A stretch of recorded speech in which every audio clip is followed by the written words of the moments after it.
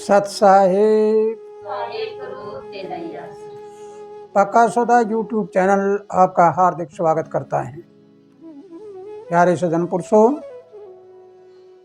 आज की वीडियो में आप सुनने वाले हैं कि मैं कौन हूँ, कहाँ से आया, कहाँ मुझे जाना है, ये दुनिया किसने रचाई। साइंस, विज्ञान और धर्म एक होते हैं या दो? इन सारी रहस्यजनक बातों का अगर हमें पता लग जाए तो हमें इस बात का भी पता लगेगा कि धर्म क्या होता है,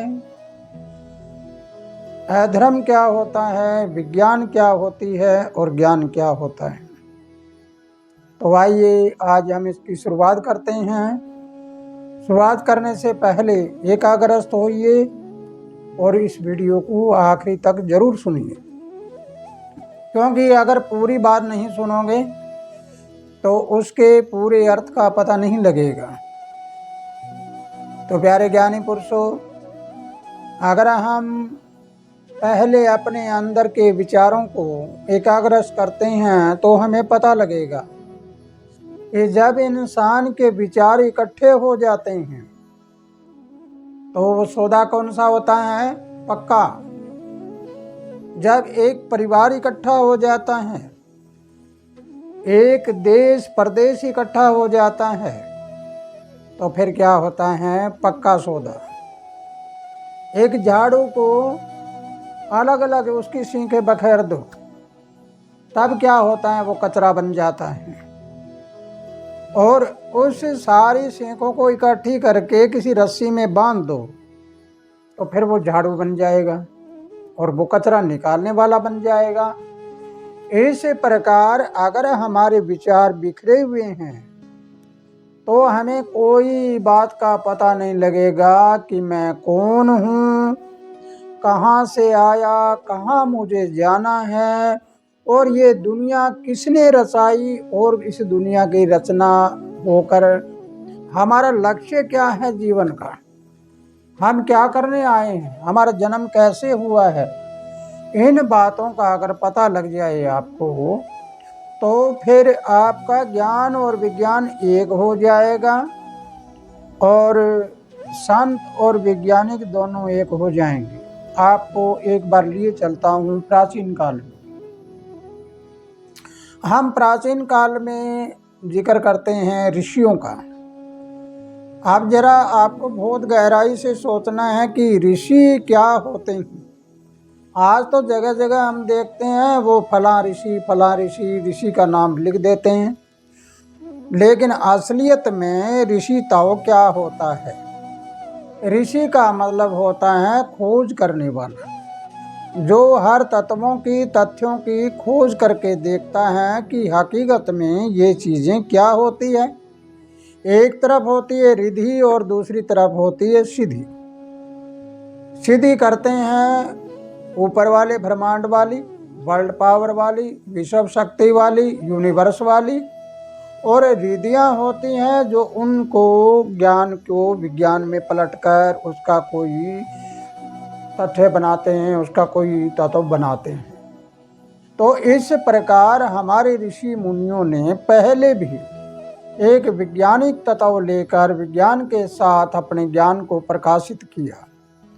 लेकिन अगर हम आज देखते हैं तो आज तो लगभग ये मानते हैं, वैज्ञानिक मानते हैं कि परमात्मा होता नहीं है, लेकिन ऋषि मानते हैं कि विज्ञान कुछ और है और ज्ञान कुछ और है। लेकिन नहीं, ये दोनों एक ही हैं। अगर कोई विद्वान संत है, विद्वान ऋषि है, तो वो सारी बातों को जानता है कि ये विज्ञान कैसे बनता है और ज्ञान कैसे आता है। तो इसलिए प्यारे ज्ञानी पुरुषों, अगर इन बातों को आपने पूरा समझ लिया है तो आइए आज हम मनुष्य के शरीर के बारे में जिक्र करते हैं कि मनुष्य का शरीर और उसमें बसने वाला मन और चित्त, बुद्धि और अहंकार। अगर हम इन चार बातों के बारे में पता लगा लेते हैं तो हमें बहुत गहराई में जाने की ज़रूरत नहीं पड़ेगी। ऊपर ही बहुत कुछ तथ्य ऐसे मिल जाएंगे जिनके द्वारा हम खोज करके देख सकते हैं कि हम कौन हैं, कहाँ से आए हैं, कहाँ मुझे जाना है। सबसे पहला होता है मन। मन की वृत्ति क्या होती है, मन का प्रकार क्या होता है। मन दो प्रकार के होते हैं, एक पिंड वाला और एक भ्रमंड वाला। मन 5 तत्व, 25 प्रकृतियां और 10 इंद्रियां यानी 40 चीजों से बना हुआ होता है। अब मन से आगे चलकर क्या होता है, मन से दूर बुद्धि और बुद्धि से दूर आत्मा का प्रकाश, वो कहाँ पर है, हमारे बाईं ओर, लेफ्ट में। लेकिन हम अगर राइट में देखते हैं तो इधर तो मन हुआ और इधर होता है चित्त। चित्त होता है और चित्त किसके साथ जुड़ा हुआ होता है, चित्त में 12 चीजें होती है। जैसे जीव के 6 लक्षण होते हैं, राग, द्वेष, इच्छा, ज्ञान, प्रयत्न और भय। इस प्रकार हमारे हृदय में यहाँ पर जो चैतन्य शक्ति होती है वो बुद्धि के साथ जुड़ी हुई होती है। अब इसके बारे में आपको बताना चाहूँगा कि जब इंसान का शरीर मर जाता है तो मन भी मर जाता है साथ, क्योंकि मन तो ये तत्वों के साथ जुड़ा हुआ होता है, इसलिए मन भी मर गया। और मन मरने के बाद में यह हमारी बुद्धि है, ये भी तो मर गई साथ ही, बुद्धि भी चली गई। और बुद्धि जाने के बाद वो अहंकार भी चला गया।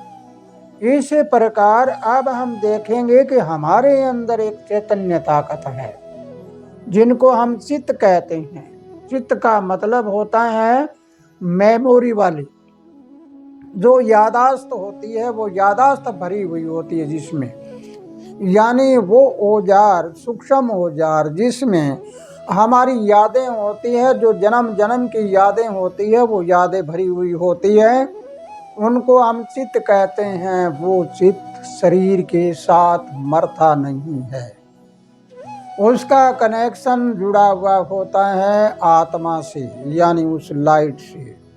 आत्मा के ऊपर जन्म जन्म से किए हुए कर्मों का परत लगा हुआ होता है। वो परत जो हटती है उस परत को हम जीवन कहते हैं।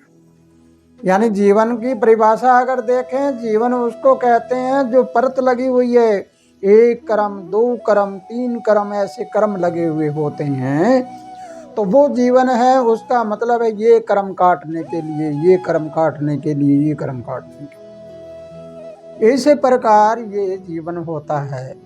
तो प्यारे सज्जन पुरुषों, प्यारे बच्चों, अगर मेरी बात आपको समझ आई है तो हम अलग अलग इनकी वृत्तियों का जिक्र करते हैं। मन का काम क्या है, मन का काम है इधर उधर बाहर की नज़रों से, ओर से बाहर की बातों को उसके ऊपर ध्यान लगाना, यानी नूरत के रूप में रहना। मन के बाद चित्त का मतलब होता है कि वो मेमोरी, याद करना, उसको कोई चीज़ की यादाश्त है उसको इकट्ठा रखना, ये होता है हमारा चित्त।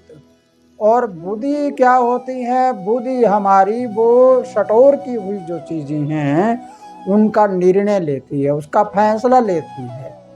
तो फैसला लेने की ताकत है, बोधनीय शक्ति है, उसको तो हम बुद्धि कहते हैं। अब इनके बाद में आता है हमारा अहंकार। अहंकार जब इंसान में होता है तो हमने हमारे जो 39 नियम है उसमें अहंकार भी बताया है और उसको घमंड भी बताया है। तो घमंड क्या होता है और अहंकार क्या होता है, जैसे दोनों की शक्ल एक जैसी है। यानी अहंकार जब अपनी सीमा पार कर जाता है तो उसको कहते हैं घमंड, घमंड होता है। तो इस प्रकार प्यारे बच्चों, अगर ये बात आपको समझ आई है तो इससे अगली वीडियो में आपको बताऊंगा चित्त के बारे में कि चित्त के क्या क्या चीज़ें होती है चित्त के पास। उसकी 12 चीज़ें होती हैं, यानी 12 उसके लक्षण होते हैं, 12 विचारधारा होती है, वो 12 आयात होता है उसका, वो क्या होता है उसके बारे में आपको अगली वीडियो में बताऊंगा। तब तक के लिए इस वीडियो को सुनकर ज़्यादा से ज़्यादा शेयर करिए और इसको लाइक करिए अभी तक सब्सक्राइब नहीं किया है तो सब्सक्राइब भी करिए। इसके साथ खुशहाल रहो, आनंद करते रहो। सत साहिब।